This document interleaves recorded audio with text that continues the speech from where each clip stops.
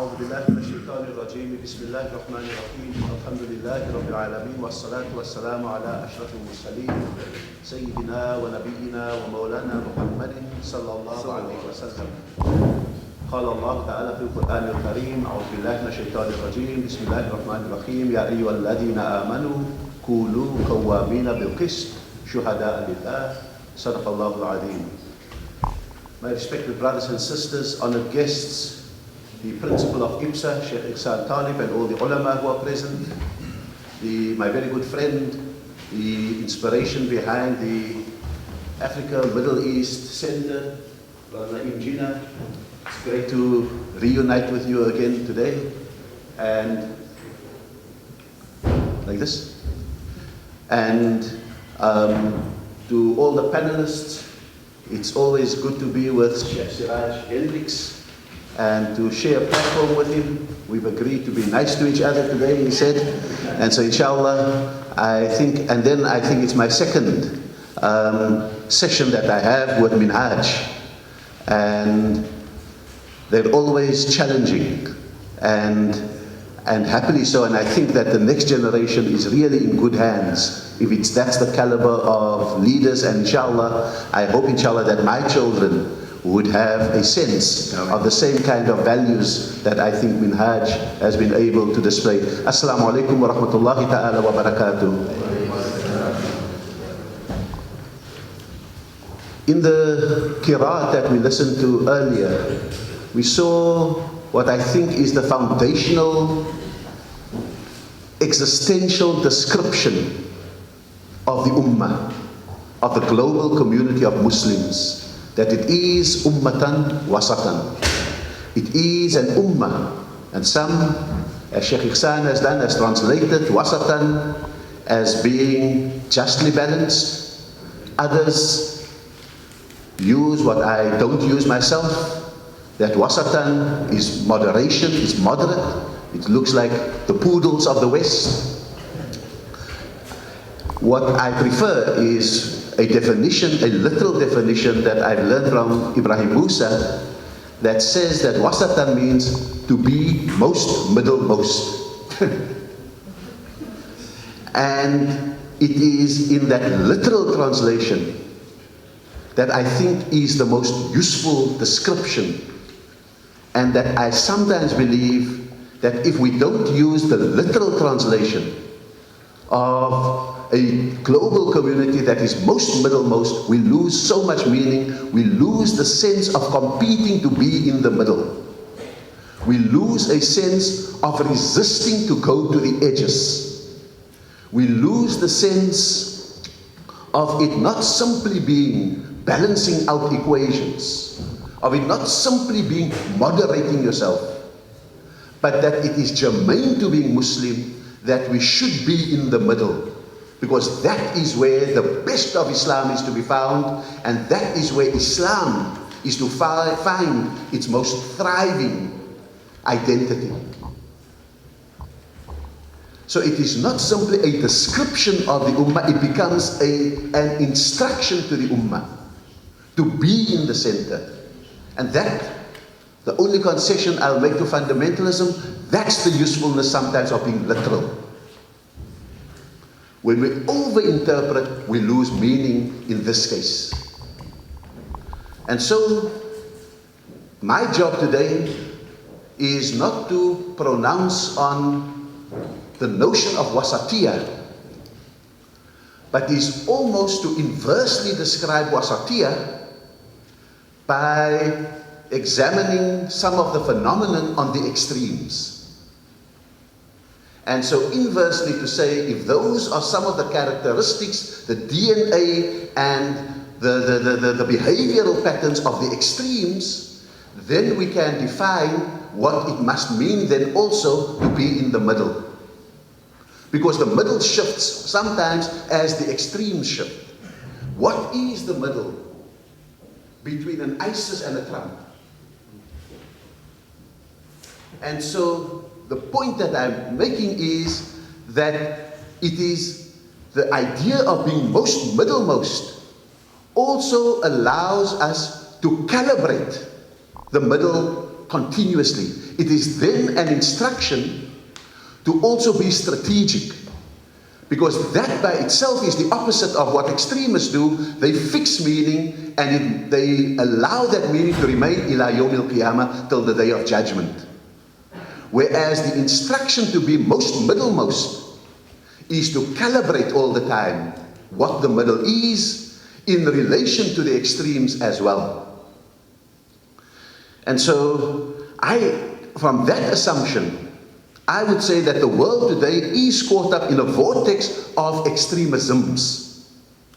And therefore, I want to introduce also the idea that we are not dealing with a single extremism.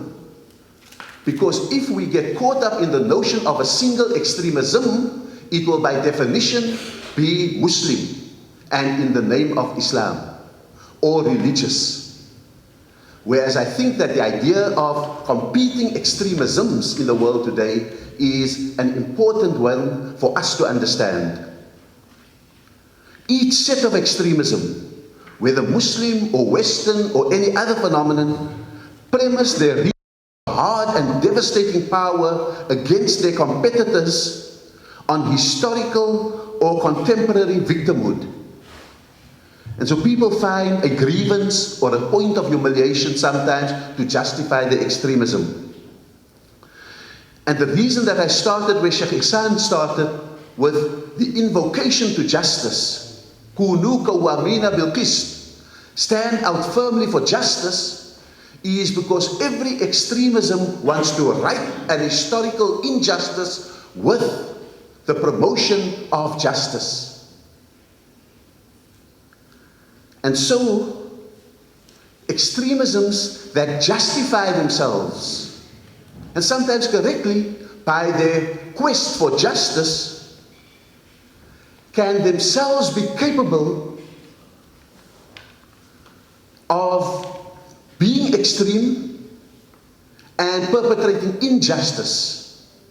Because if you freeze the invocation to justice on one ayah, one verse, you may be tempted to think that the value of justice is not only absolute but ultimate.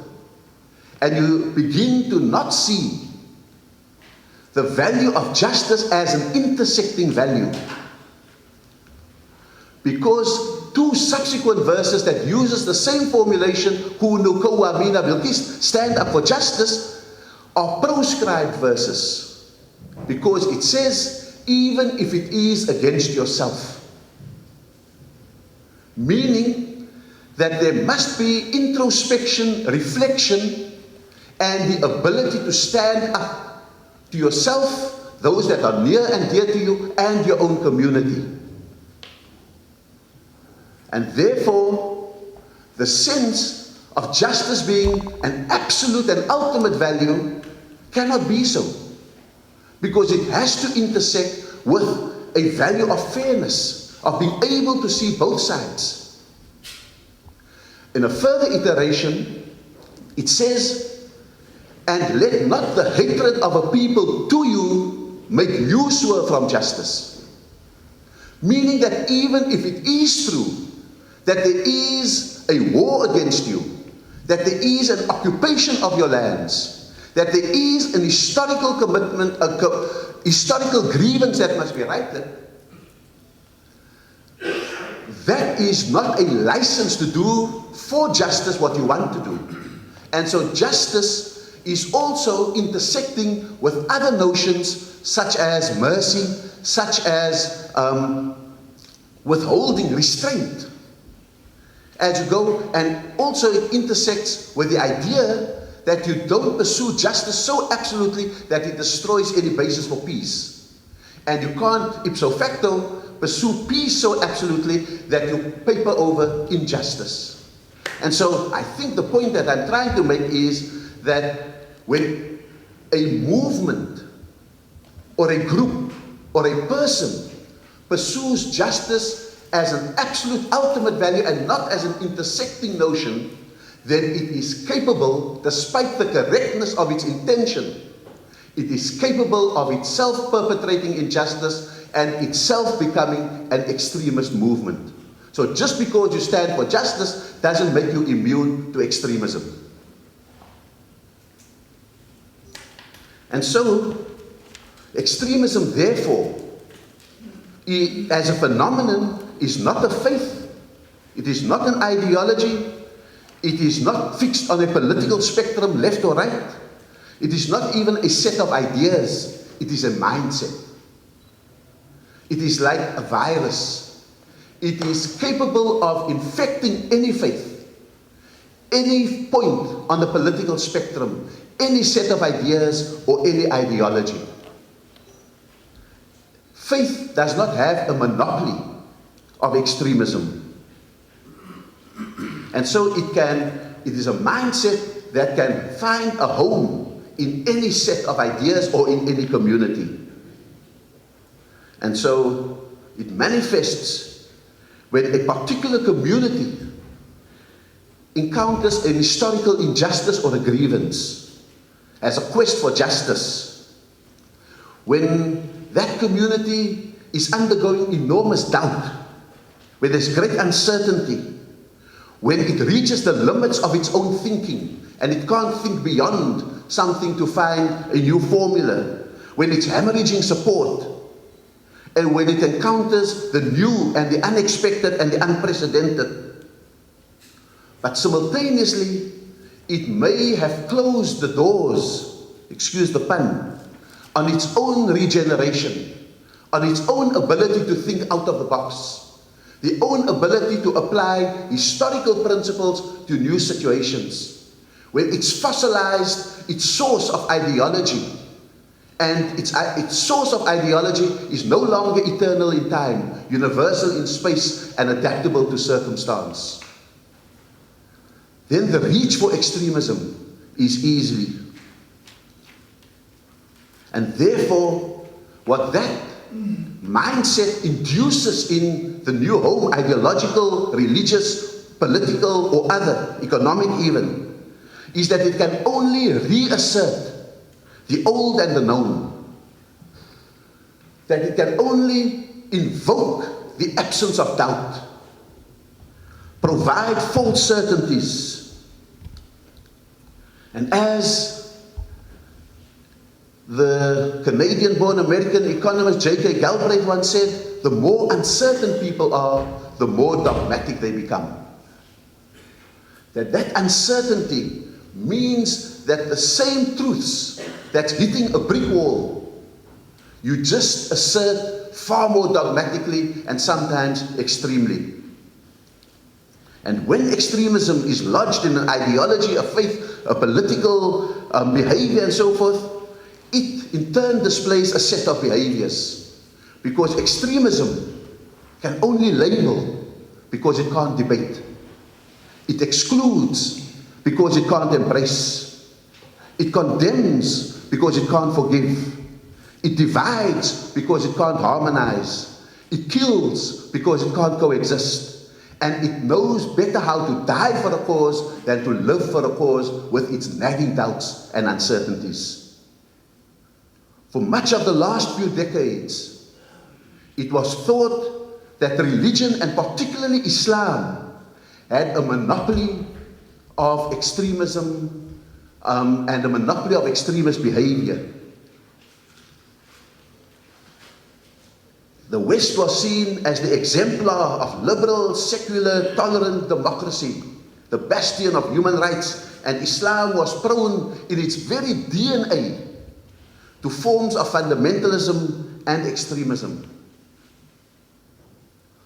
I think much has happened in the last while to not only assert but to demonstrate that those within the house of Islam, that proneness still exists, but increasingly you can quantify it as a minority. But it's a powerful one because it is spectacular, whereas the forces of Wasatiyyah are boring. It captures the headlines, it captures the Twitter space, it captures social media because it is so dramatic, and the middle ground explains itself in paragraphs and long speeches like this. But the recoil is happening. And we see that recoil beginning to happen as counter-instinctively, for example, American Muslims in the time of Trump are reaching out even to the LGBT community, was the first to rally to their cause when Trump wanted to impose the Muslim ban. What do you do with that? Suddenly all your assumptions are shaken because people that you believe you despise the most are the first to rally to you. What do you do with this uncertainty? When alongside Muslim mosques being desecrated, Jewish graves were desecrated, and the Muslims were first to raise funds for them. And so the recoil against extremism is afoot. 20-page open letters to Baghdadi are being written, making the most compelling theological case, but not in 140 characters. The denunciations, there's elements of denialism in our orthodoxy, but the denunciations at least says not in our name. An alternative theology based on Maqasid Sharia, living Islam by its values and intents rather than simply by its inherited rules and regulations, is afoot. I've just come from a conference with 50 ulama in East Africa, all wondering how do we deal with Al-Shabaab, including the muftis of Uganda and the muftis of Tanzania and so forth. There's a search for this alternative religious literacy that is going on. But we all thought, so I'm saying that Muslims have had a few decades to find a formulation and to find their voice, and they're finding it. But as they're finding it, we see the more obtrusive rise of a counter-extremism. I quote for you John Eikenberry from Princeton University, who wrote in the recent Foreign Affairs, and I quote him. He asks, is the world witnessing the demise of the US-led liberal order? If so, this is not how it was supposed to happen. The great threats were supposed to come from hostile revisionist powers. The US and Europe were supposed to stand shoulder to shoulder to protect the gains reaped over the last 70 years. Instead, the world's most powerful state has begun to sabotage the order it created. A hostile revisionist power has indeed arrived on the scene, but it sits in the Oval Office, the beating heart of the free world. Across ancient and modern eras, orders built by great powers have come and gone, but they have usually ended in murder, not suicide. The point that I think John Eikenberry is making is the point that I think we have been making over many years, that an extremism has been evident, building up, and has now become visible in the citadels of the West. And therefore, if some of the things that I've said about extremism in the name of Muslims and Islam, about it labeling and about it killing and so forth, if we use the Muslim manifestations of extremism as documented eloquently, then how would the current ferment in the West measure up? If you look at Brexit, Trump, Le Pen, Alternative für Deutschland, Hungary, and Geert Wilders, and so forth.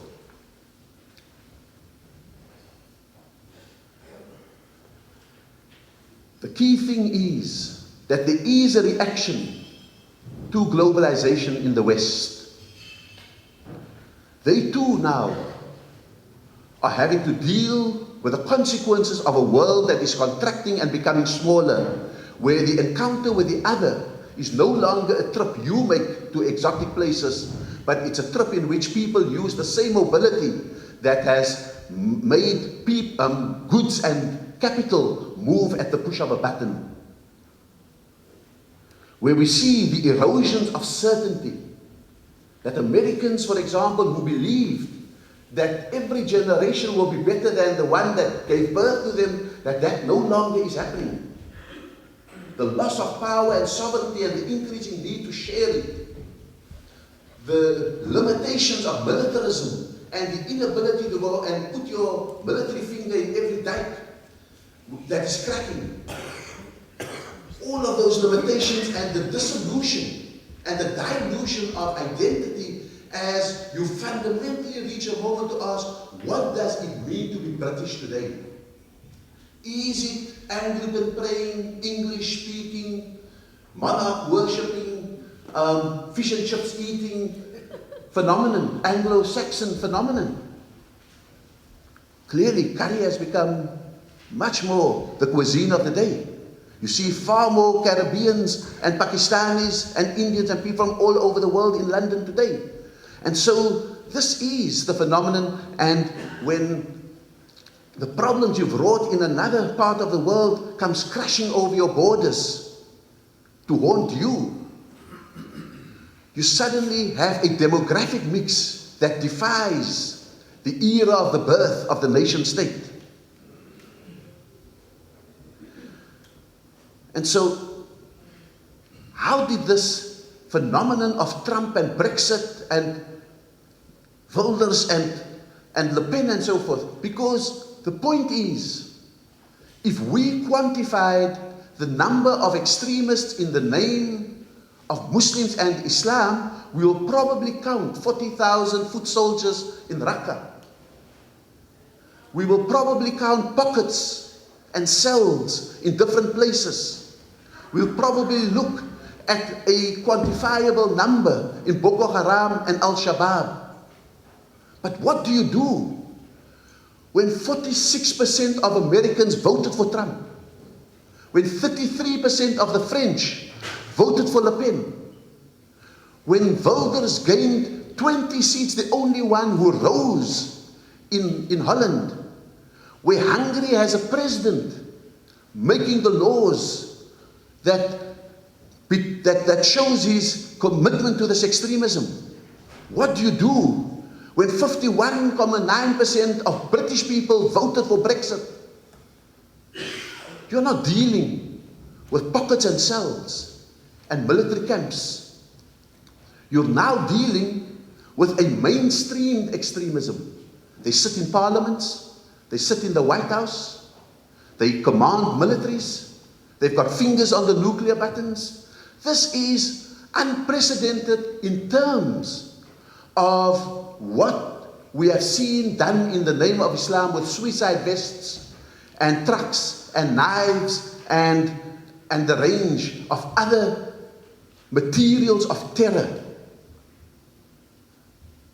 And so the point that I'm making is, this is the counter-extremism taking office. And therefore the notion of a vortex of extremisms has never been as real as it is today. And so we need to look at the conveyor belt to understand how did we suddenly find ourselves with a Trump and with a Brexit and so forth, and the changing natures on the other side of the equation of ISIS, Al-Qaeda, and Al-Shabaab, and Boko Haram, and so forth. I would say that the first point on that continuum is the notion of uncertainty that has, as J.K. Galbraith said, given rise to greater dogmatism. And it's very important to understand this because, like the elements of the scientific table, there are elements which are inert that require something for it to become active. And when, for example, speaking to the ulama that we gathered in Geneva from Molenbeek, Saint Denis in Paris, Tunisia, Morocco, and so forth,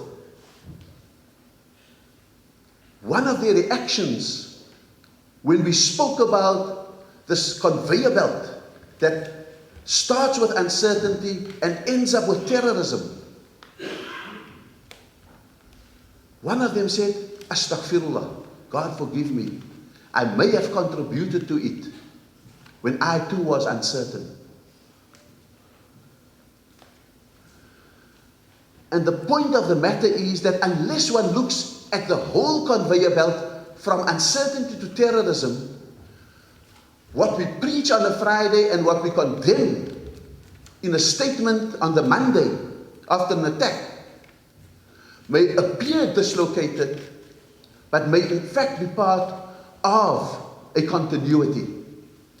Because you cannot preach intolerance to women and hope that it won't rub off on Westerners and Americans and so forth. Just like Trump is going to understand that you can't preach intolerance towards Muslims and not have a reaction from African Americans and Hispanics and so forth. Because that's the nature of intolerance. It's like water. It goes into every nook and cranny. It's not a solid that you can put on top of something and it stays put. And so, part of it is to understand how it moves from that uncertainty and then becomes a fundamentalism. And some of us have been proud to share in the term. If fundamentalism is returning to the fundamentals of my faith, then call me a fundamentalist. You're just adding the next layer. You're just adding the next layer over uncertainty to assert fundamental truths, whether they are eternal, universal, and adaptable. You're teaching that mindset to your students, to your congregations, and to your citizens. This illusory certainty, harking back to an idealized past where things were great. And so, it's not immediately pernicious, it's still inert. It's just in the mind still. And then, the next iteration is that it moves from fundamentalism to extremism. Because fundamentalism can make you retreat. You see, this world is terrible. Just like the Midwest of the United States went into the silent majority, going into the evangelical churches, getting their welfare, just like the silent majority who came out for Brexit, mobilized by the anger that the time is now. We've got the mobilizer. They were inert. Thank you, Rich. And so the point that I'm making is that when we then see the movement from fundamentalism to extremism, they now no longer think, I will retreat from the world. They now begin to say, I will reshape the world. I will transform the world in my image. My image is right. Justice becomes judgment. Now I will change the world. And then it normally happens, that transition, when they can plug into power. The vacuums of Afghanistan, the political vacuums of Afghanistan created the Taliban. The territorial vacuums and political vacuums of Iraq, of Syria, have created the power plug because fundamentalism walks around with its plug looking for a power source. And the inert becomes the active where they find the power source. Just like the fundamentalists in the US and in Europe have been waiting for that power source for 50 years. Sometimes they've had flashes like the war on terror. Sometimes they've had flashes like Tony Blair has described. But the fact of the matter is, now they believe that they found the power source and it's a matter of time. And then, when the power source is complete and the switch is on, it can make its further transition from extremism, which is the realm of propagating ideas of intolerance, of hostility, of aggression, of exclusiveness, anti-other, etc., anti-immigration. It now gets the wherewithal to terrorize people, to build walls, to ban Muslims, to bar foreigners, to launch missiles, to foment war. It now has the wherewithal. And so we need to understand what are those precursors, so that this notion of dealing with extremism as a security threat is the falsest notion that you can find, because it is the national security equivalent of plugging in to that power source that gives you the command of the state to curtail freedoms and to deal with the other in pernicious ways and to create aggression and war in the world. And so I end by reiterating that we need to understand both the economics, and truly there are economic conditions that have worsened for people across the world, including in South Africa, but also in the Midwest, also in Europe. The loss of jobs, the loss of income, the lowest percentile of United States citizens have had their income since 2007 decline by 20%. The only people who have been the graduates whose incomes have increased by 17%. It is a universal story. Ours is difficult in South Africa because it's color-coded and part of our legacy and tainted by corruption. That makes it even more unpalatable. But with that comes the exploitation of identity, the assertion of false identities. Before we all, even Muslims, we formed our identities on the positive values. I believe in the Tawheed of Allah. I follow the Prophet Muhammad sallallahu alaihi wasallam. I read the Quran. Our identities were formed positively. Now we form our identities in contradistinction to the other. We are different from them. Sometimes it's the internal other. I'm not a Shia. I'm not a Sufi. I'm not a modernist. And then we also form it externally. At least I'm not black. I'm not American. I'm not Jew. But not only is it distinction, it is contradistinction. You also identify yourself against the other. You are different and against. And that's why I will now issue a fatwa against the Shias. I will now issue a fatwa saying, or I will make a khutbah saying that Hadat is bid'ah. And I will do all of these different kind of things. And we have also perfected, and it's one of my big pick-up points on arriving back in Cape Town after 7 years, that this mainstream community that is the hope of the Muslim world is succumbing to not terrorism yet, not extremism yet, but I think we're entering a phase of fundamentalism in which the key words of intellectual tyranny has become bid'ah and kufr. And we've got to watch out, because whenever we don't understand something, we suspend scholarship and we say it's bid'ah, it's an innovation. And that could be a death sentence in any other place. We say it is kufr, and that could be, it is non-Islamic, anti-Islamic, and that could be a death sentence in a volatile world. And therefore I think that we now must understand how we are in a world of competing extremisms.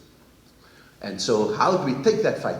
Collapsing the extremism within while opposing the extremism without. Stand up for justice, even if it be against yourself. That is the test of authenticity, the test of credibility, and so often we fail it because we can do external opposition, but we are often cowed because we share the mosques with the people who can harm us. We speak to the people who can harm us. We see their faces in the crowd and we temper and edit our words. It is better then to keep projecting on the far enemy and ignore the internal enemy. but they mutually reinforce each other. Wa akhiru da'wana alhamdulillahi rabbil alamin.